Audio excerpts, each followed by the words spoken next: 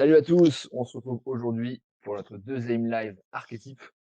Aujourd'hui, on va voir ensemble comment est-ce que les humains vont interagir entre eux. On va voir les différents styles d'interaction qui correspondent en fait à vraiment les manières d'interagir, c'est le nom, c'est dans le nom. Donc, en fait, on va distinguer quatre grands types. Et d'abord, on va revoir un petit peu rapidement les tempéraments, pour ceux qui n'ont pas bien suivi le live précédent. Donc le tempérament, c'est donc les lignes. On en a quatre, on a gardien, artisan, intellectuel et idéaliste. Gardien, en gros, ça correspond aux gens qui vont garder le réel comme il est. C'est les gens qui sont beaucoup sur leur routine, sur leur zone de confort.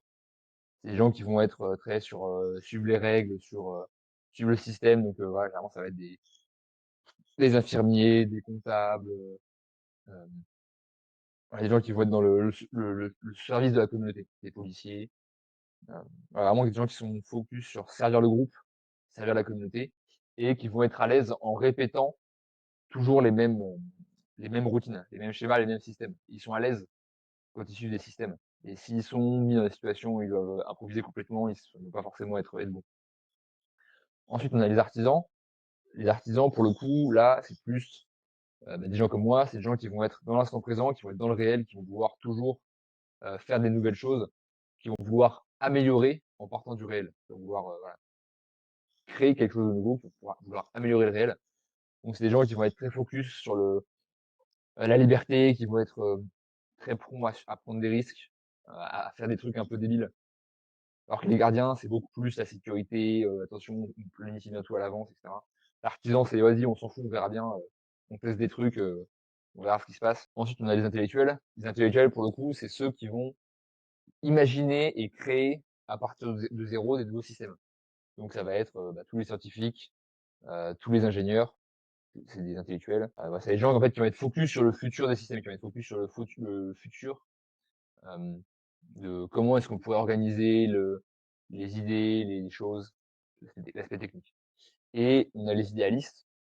Eux, pour le coup, ça va plus être les gens qui sont focus sur comment améliorer le futur de la société, comment améliorer le futur des gens, en fait, le futur de la communauté. Voilà, donc ça, c'était les quatre tempéraments. Tempérament, c'est une manière de voir le monde. Et donc là, on va voir les quatre styles d'interaction. Donc les styles d'interaction, qu'est-ce que c'est? C'est les lignes. Oui, excuse-moi, pardon. Donc, les tempéraments, c'est des colonnes, et les styles d'interaction, c'est des lignes. Je suis un peu fatigué. Donc, qu'est-ce qu'on a? On a, donc là, ce qui est intéressant, ça va être de regarder à droite, la colonne sur droite ici, les caractéristiques.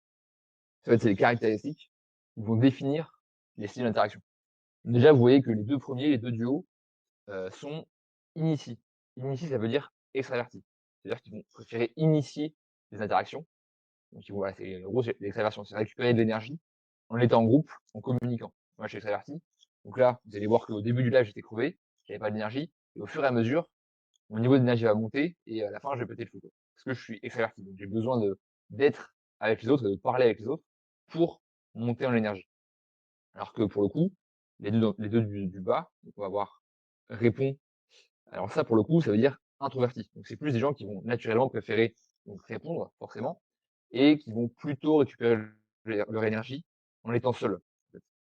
Sachant que on est tous à la fois introvertis et extravertis, mais on a toujours une tendance naturelle qui sera plus forte que l'autre. Donc quand vous voulez typer quelqu'un, vous allez voir la tendance naturelle. Sachant que ça peut être modifié selon les situations, mais globalement, on voit quand même les tendances de base, parce que de fait, dans les lives, vous allez voir que les gars introvertis vont toujours parler, sauf si on leur parle, en gros, parce qu'ils attendent qu'on initie avec eux.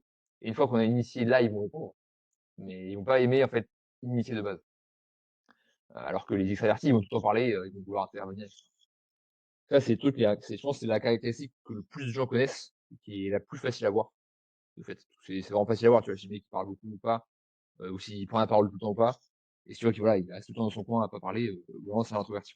Sachant qu'effectivement, il y a quand même des degrés. Il peut être plus ou moins introverti, parce qu'en fait, un gars qui peut être très introverti à la base, il va développer au fur et à mesure son introversion pour arriver à être au milieu. Mais on voit quand même, encore une fois, vous allez voir qu'assez vite, on arrive à voir les grandes tendances. Ensuite, on a la deuxième caractéristique, on va avoir direct, tout en haut. On va avoir direct, ici, et informatif, pour celui d'en dessous. Donc ça, en fait, qu'est-ce que ça veut dire? C'est relativement simple. C'est qu'il y a des gens qui vont être directs, c'est-à-dire qu'ils vont naturellement vouloir être concis, être efficaces, alors que les informatifs, eux, ils vont plutôt être dans le fait de donner beaucoup de détails, beaucoup de contexte, beaucoup d'informations. Par exemple, un exemple concret, moi, si je vous raconte une histoire, parce que je suis direct, je vais aller assez vite. Je vais dire: «Voilà, il s'est passé c'était telle situation, il s'est passé ça, comme ci, comme ça, tac, tac». Alors que quelqu'un d'informatif, il va te dire: «Oui, alors, j'étais là et puis en fait, c'est vrai que la veille, j'avais fait ci, donc mon état il était un peu différent et là, j'ai rencontré telle personne, puis en fait, son bah, elle avait eu, tel événement et puis il y avait sa mère qui était malade, donc tu vois, c'est un peu compliqué». Puis tu vois, donc on se rencontre et il faisait beau en plus, donc ouais, ça, c'était sympa, mais il y avait telle personne qui passait à côté, donc ça a pris du temps et puis en fait, le serveur, il est venu, il a commencé à nous raconter sa vie, machin truc, mais c'était sympa, on a pu discuter avec lui et puis, du coup, la personne que j'étais voir, elle me racontait ça et puis tu te rends compte, heu son chien, il s'est enfui, donc enfin, tu vois? Bah, oui, tu vois? C'est raconter 35 000 détails pour arriver au point, quoi. Alors que quelqu'un de direct, il va arriver au point très vite. Il veut, ça le saoule, en fait, de parler trop. Donc il va faire en sorte d'arriver rapidement au point final et donc j'imagine que si vous êtes direct, ça vous est déjà arrivé d'être saoulé par des gens qui parlaient trop ou à l'inverse, si vous êtes, informatif, ça peut vous arriver de vous faire couper ou de vous dire: «Mais le mec, il me dit pas assez de détails, je comprends pas ce qu'il veut que je fasse». Donc ça, je pense que vous l'avez déjà expérimenté parce que c'est quelque chose qu'on vit, tous les jours puisqu'en gros, la moitié des gens sont directs et la moitié sont informatifs. Donc mmh, forcément, vous allez être confronté à des gens qui sont l'un ou l'autre. Hem et effectivement, bah, vous avez un exemple avec moi de quelqu'un qui est très direct, parce que là, je parle, mais vous voyez que dans mes points, je vais être, succinct. Je vais pas rester une demi heure sur un point avec les 30 000 trucs. Non, je j'avance relativement vite et je vais toujours essayer de voilà, d'avancer vite, quoi. Donc ça, vous pouvez le voir assez facilement et donc comme je disais, les gens informatifs, c'est beaucoup plus de gens qui vont donner du contexte, donner des détails, donner beaucoup d'informations. Mmh. Un autre moyen de les reconnaître, si c'est quelqu'un de direct, il va avoir tendance à donner des ordres. Il va se dire: «Fais ça» ou «Je pense que tu devrais faire ça». Il va être, directif. Alors que quelqu'un d'informatif, lui, il va plus avoir tendance à te dire: «Bah, tiens, regarde, peut-être que tu pourrais faire comme ça et puis ça pourrait être pas mal comme ça». Il va beaucoup plus essayer de suggérer l'action que de vous dire: «Voilà, fais ça».